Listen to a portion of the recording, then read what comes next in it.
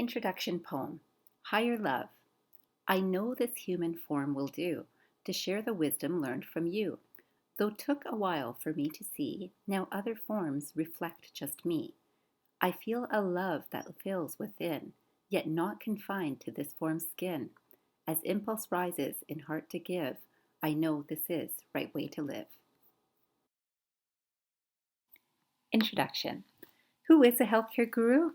Truly, I believe each of us is. We are mothers, fathers, daughters, sisters, and brothers who are shaping each other's health and experience every day with our thoughts, words, and actions.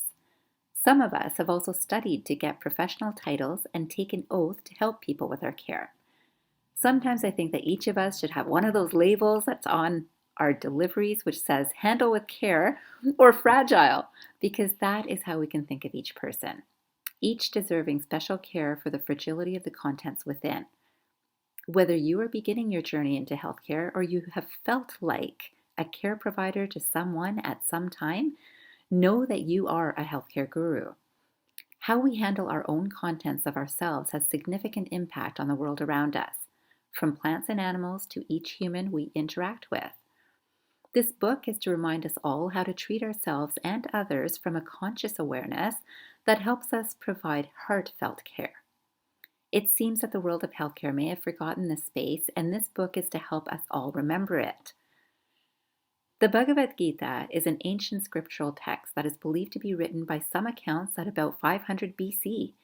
Yet Vedic tradition believes that the words were originally spoken about 5,000 years ago.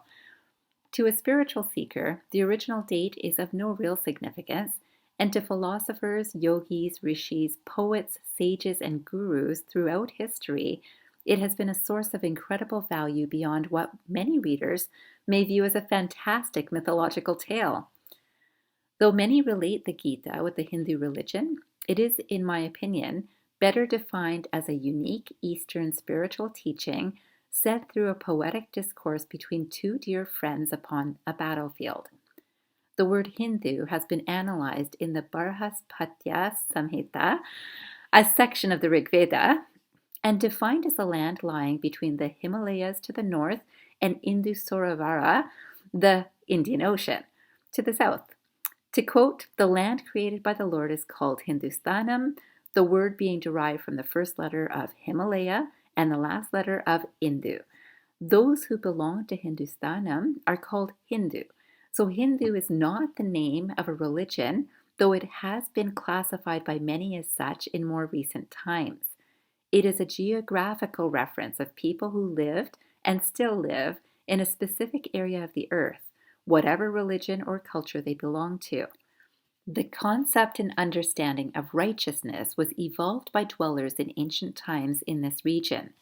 We are not able to trace the specific point in time when this thought process began, so it has been come to be connected to the Sanskrit term anadi, which means beginning less.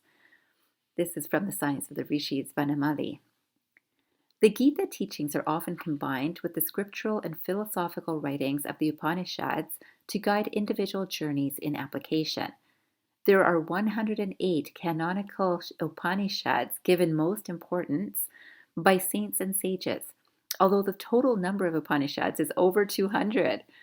The word Upanishad indicates writing that is to be studied by sitting, which means shad, near upa, a teacher in a spirit of receptive meekness and surrender, which is ni.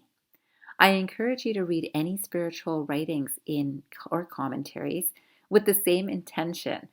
This book included, as in only this spirit of humble reception can the message be easily received by a reader. Be curious, be open, certainly spend time to reflect upon any areas that are not easily understood, to relate the words to your own experience. Do not force acceptance of the words into your mind. Let them sit to sink into mental patterns already established in the brain. Over time, new branches of thoughts and inspirational directions will be revealed to you in a way that is just right for you. This is an opportunity for you to connect with your unique soul's journey. There are many translations and commentaries of the Bhagavad Gita available for reading or listening to, and different people benefit from various interpretations too. Like any work of art, like a painting, music, or piece of meaningful writing, each person is truly encouraged to filter the teaching through one's own eyes of awareness for personal meaning. In this book, I will share the meaning that can be gleaned from the eyes of a healthcare professional or healthcare provider. Truly, we each do this for ourselves daily, don't we? From brushing our teeth to bathing, what we choose to eat, our exercise of body and mind, and the number of hours we sleep. So any person may benefit from this book. Those who practice in a healthcare role professionally may especially understand the perspectives shared and related from their current clinical and professional work. Caregivers may find this perspective useful to reflect upon since the role is much the same.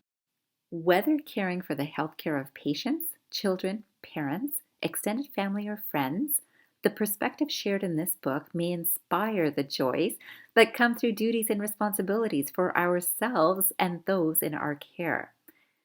I will be starting each of my chapter summaries with Swami Chinmayananda's commentary from the classic The Holy Gita with a poem.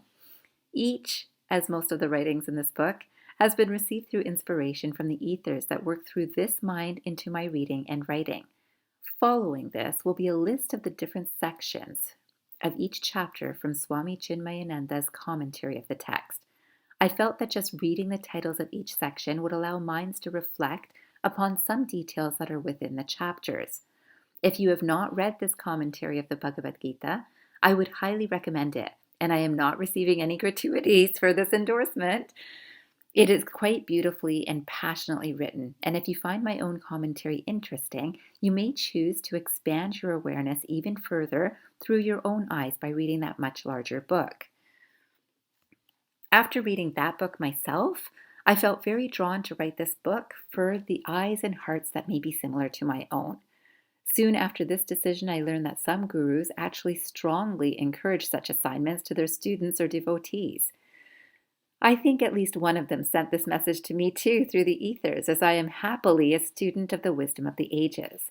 I am not Hindu by geography or my personal birth, but I believe I may be through some lineage.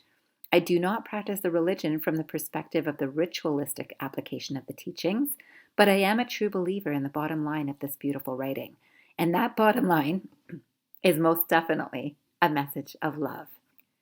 This is actually understood to be a conversation between a human soul and God or one's higher consciousness, and shows the transformation from friendship to trust to love to taking right action. It is said that Arjuna is an enlightened soul placed into illusion by Krishna, his friend. The first 6 chapters include an analysis of the self. The middle 6 chapters discuss the transcendent supreme being, which is the heart of the Gita. And the final 6 chapters elaborate on the earlier chapters while also teaching about the material qualities of goodness, passion, and darkness, which manifest in each of us in daily life. It was an unexpected delight to me that I gained much understanding and compassion from reading this beautiful book, which is today guiding my healthcare practice. I suspect others would be able to relate to the words from their own personal and professional roles. To me, this is the true beauty of such a piece of writing. The depth and understanding for any person reading will be related to their own depth of conscious awareness. Heard or read as when the student is ready, the master will appear. That was from Buddha and the tradition of Tibetan Buddhism, along with Tao Te Ching and a Zen proverb. This is true. The Bhagavad Gita means the song of God. Each of us is dancing to this song, consciously or unconsciously. And many times we may trip, fall, or become disoriented. The Gita describes such a moment in incredible detail to allow an understanding of the human experience that is common to all of us. With a combination of philosophical and practical suggestions, the writing brings to life to the reader a conscious participation in the dance. This particular writing hopes to bring those consciously involved with healthcare to jump to their feet, at least figuratively, to enjoy the dance. To all readers from my heart, I hope you dance.